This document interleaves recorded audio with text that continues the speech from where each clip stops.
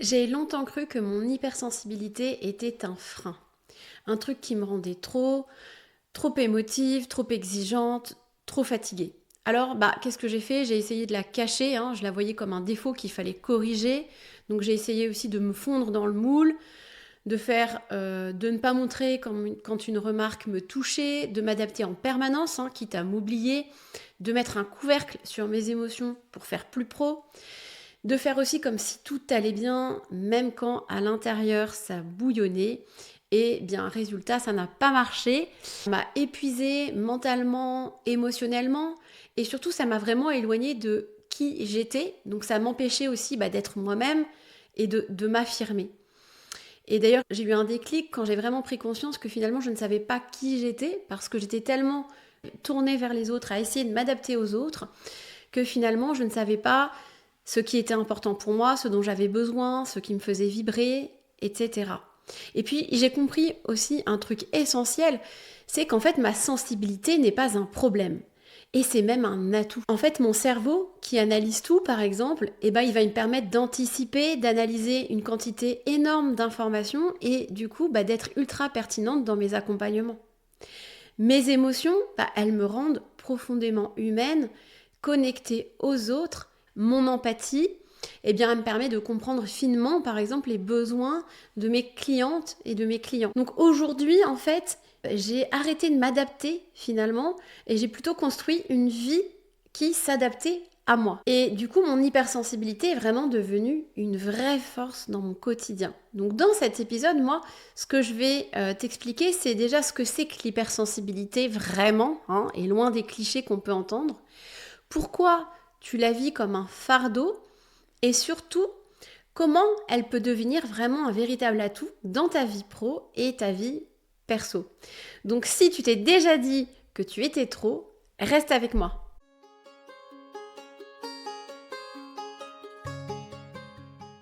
Bienvenue dans Sensible mais pas fragile, le podcast des hypersensibles qui veulent faire de leur fonctionnement un atout dans leur vie pro et leur vie perso. N'hésite pas à t'abonner, à liker, à commenter parce que ça aide beaucoup mon podcast à être visible. Comme tu le sais, je publie un épisode chaque semaine.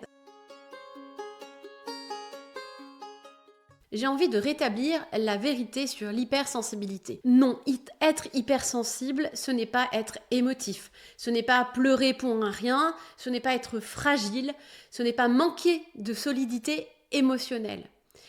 Être hypersensible, c'est d'abord capter beaucoup plus d'informations que les autres via tes sens. C'est ce qu'on appelle la charge sensorielle. Peut-être que tu ne t'en rends pas compte, mais tu captes beaucoup plus d'informations. Quand tu arrives quelque part, tu vas capter l'ambiance, la lumière, les bruits, les tensions. Alors moi, je sais que j'ai mis du temps à m'en rendre compte, parce qu'en fait, je pensais que tout le monde fonctionnait comme ça. Mais non, si tu es un peu attentif et que tu poses les questions autour de toi, tu vas te rendre compte que tu captes beaucoup plus d'informations. Et la deuxième chose, c'est que du coup, ton mental, ton cerveau, il est câblé pour traiter toutes ces informations en profondeur. Et c'est pour ça que tu vas avoir un mental puissant. Ce mental, il vient tout analyser, tout anticiper, il va détecter toutes les incohérences, il va capter tous les non-dits, les tensions, les ambiances. Et c'est ça qui va aussi constituer ta charge mentale. C'est pour ça que tu as une charge mentale assez forte. Et cette charge mentale va impacter ta fameuse charge émotionnelle. C'est vrai que très souvent, quand on pense hypersensibilité, on pense tout de suite émotion, émotivité. Les émotions, ce sont une conséquence. En fait, il faut le rappeler, ce sont tes pensées qui génèrent tes émotions. C'est-à-dire deux personnes qui vivent exactement la même situation vont ressentir des émotions différentes parce qu'elles ne vont pas avoir la même pensée par rapport à la situation qu'elles sont en train de vivre. Je donne souvent l'exemple, ton manager t'appelle et te demande d'aller le voir dès que tu as 5 minutes. Et bien là, en fait, il y a plusieurs cas de figure. C'est-à-dire que si tu commences à te dire que ça va mal se passer, que tu as fait une erreur, etc., tu vas avoir de la peur, du stress. Et puis, à l'inverse, si tu te dis, tiens, c'est peut-être à propos d'un dossier sur lequel j'attendais son retour, tu vas plutôt ressentir l'émotion de la curiosité. Alors, pourquoi tu vis ton hypersensibilité comme un fardeau ? Alors la première chose, c'est déjà le regard que tu portes sur ton fonctionnement hypersensible. Toi, souvent, tu la vois comme un défaut à corriger, hein. Tu penses que être hypersensible, c'est être trop fragile, prendre les choses trop à cœur, etc. En fait, ce qui fait que du coup, tu vas lutter contre toi-même, hein.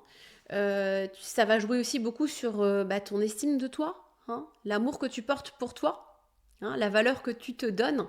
Et derrière, tu vas être dans la lutte contre toi-même, donc tu vas essayer d'adopter un fonctionnement qui n'est pas le tien. Donc c'est usant, c'est fatigant et ça ne marche pas. Le deuxième point qui fait que tu vas vivre ton hypersensibilité comme un fardeau, c'est qu'en fait, ton mental va prendre le pouvoir. Comme je l'ai dit tout à l'heure, tu as un mental très fort, très puissant, donc il a tendance à prendre le lead.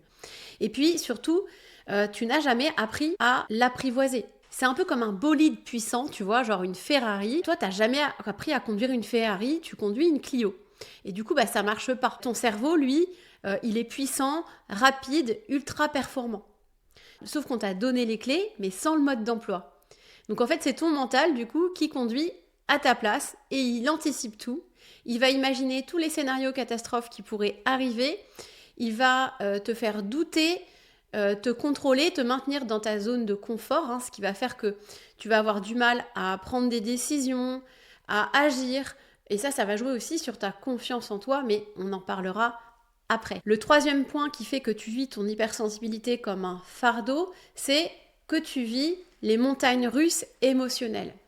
Très souvent, ce qui se passe, c'est que tu vas essayer de contrôler tes émotions, de résister à tes émotions. Déjà, souvent, tu ne t'autorises pas à ressentir des émotions négatives. Toi, en général, tu vas te fixer l'objectif d'être toujours d'humeur égale. Il faudrait toujours que je sois calme, souriant, parce que je dois être agréable pour les autres. Tu as le droit de te sentir triste, d'avoir peur, d'être en colère, ce sont des émotions normales. Hein, sauf que toi, tu vas essayer de mettre un couvercle dessus, donc elles vont s'accumuler et le couvercle va sauter et c'est ça qui va créer ces fameuses montagnes russes émotionnelles. Alors, il y a un autre point qui peut jouer aussi sur tes émotions, c'est quand tes valeurs sont bousculées. Les valeurs, des valeurs humaines, sont souvent très fortes chez les hypersensibles et quand elles sont bousculées, eh bien ça génère un petit tsunami émotionnel, mais c'est ok. C'est ce qui fait de toi quelqu'un de profondément humain. Hein. Donc les émotions, ça ne se gère pas avec ta tête. Hein.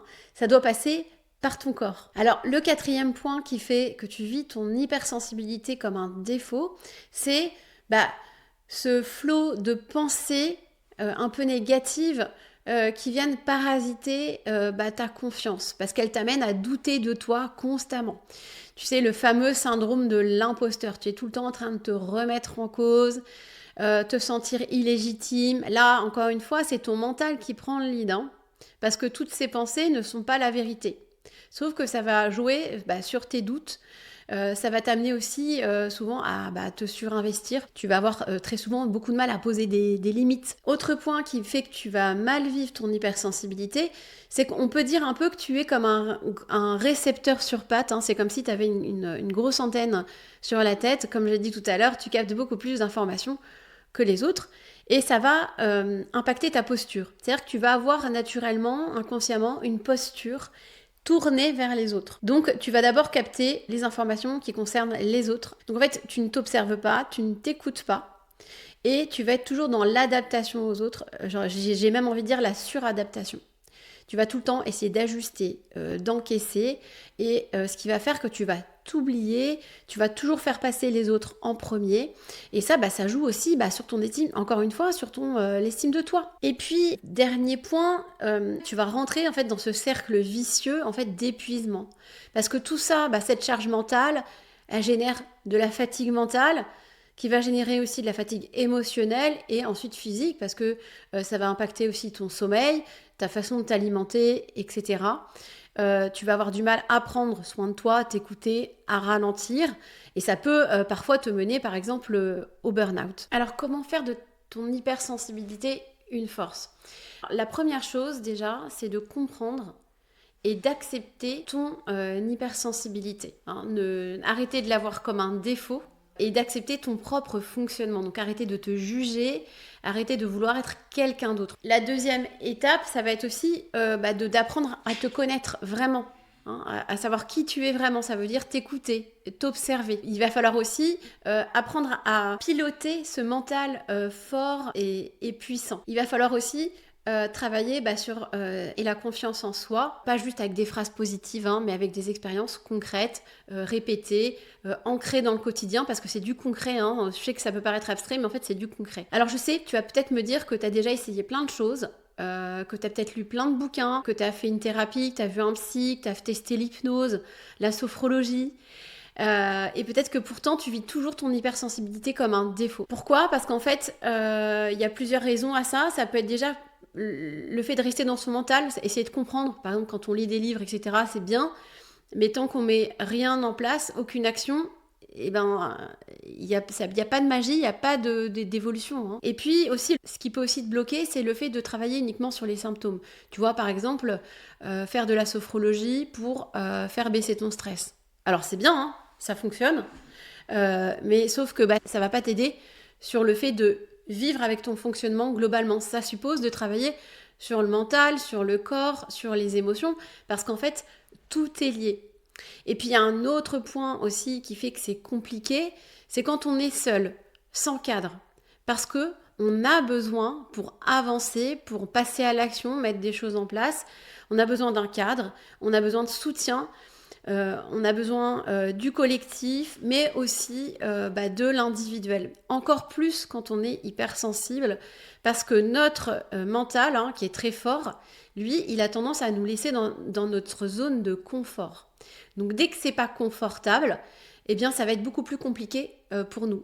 Ce qui fait d'ailleurs que, par exemple, quand on est hypersensible, on va procrastiner davantage. Et en fait, c'est exactement pour ça que j'ai créé mon programme Puissance Douce. J'ai créé le programme que moi j'aurais voulu trouver à l'époque. Donc c'est un accompagnement qui dure 6 mois, qui est structuré autour de 4 piliers. Donc le premier pilier, c'est de mieux te comprendre pour arrêter de te juger. Le deuxième pilier, c'est d'apprendre à calmer ton mental, mais sans te couper de ta sensibilité. Le troisième pilier, c'est de poser des limites, sans culpabilité, et puis t'affirmer, sans te justifier. Et puis surtout, ensuite, le quatrième pilier, c'est de créer des ancrages durables pour enfin vivre à ton propre rythme. Donc concrètement, qu'est-ce que tu vas retrouver dans ce programme ? Tu vas retrouver des ateliers collectifs qui sont animés par des expertes. Tu vas avoir une naturopathe, une praticienne en EFT qui anime un atelier de libération émotionnelle. Il y a une psychologue du travail aussi qui intervient, qui anime 2 ateliers. Un atelier sur le syndrome de l'imposteur, un atelier qui s'appelle « Dessine-moi la carte de ton hypersensibilité ». Et il y a aussi une sophrologue qui est aussi aromathérapeute qui anime l'atelier « Le pouvoir du corps sur nos émotions ». Tu vas avoir aussi 8 séances individuelles de coaching avec moi. Tu as aussi une séance individuelle de 2 heures de design humain qui va te permettre de vraiment comprendre et accepter ton fonctionnement, et ça va au-delà de l'hypersensibilité, c'est ton propre fonctionnement. Tu as aussi un accès à vie, à un parcours en ligne qui comprend 16 modules avec plein d'outils. C'est vraiment une grosse boîte à outils dans laquelle tu vas pouvoir piocher et ancrer ce qui va vraiment t'aider dans ton quotidien. Et puis tu as aussi un accès aussi à vie, à un espace de discussion et d'entraide dans lequel je pourrais répondre et surtout dans lequel tu vas pouvoir aussi trouver du soutien avec des personnes qui vivent la même chose que toi. Donc si aujourd'hui ton hypersensibilité te pèse, mais que tu sais au fond qu'elle peut devenir une force, eh bien tu peux prendre tout simplement un rendez-vous gratuit et sans engagement avec moi. C'est ton premier pas, ta première action pour peut-être arriver à faire de ton hypersensibilité une force. Tu retrouveras en description tous les liens dont tu as besoin. Et puis j'ai envie de te dire aussi, pour clôturer un peu cet épisode, que tu n'as rien à réparer, que tu as juste à apprendre et à comprendre, et surtout à reprendre le volant de ton bolide. Je te souhaite une belle semaine et je te dis à la semaine prochaine.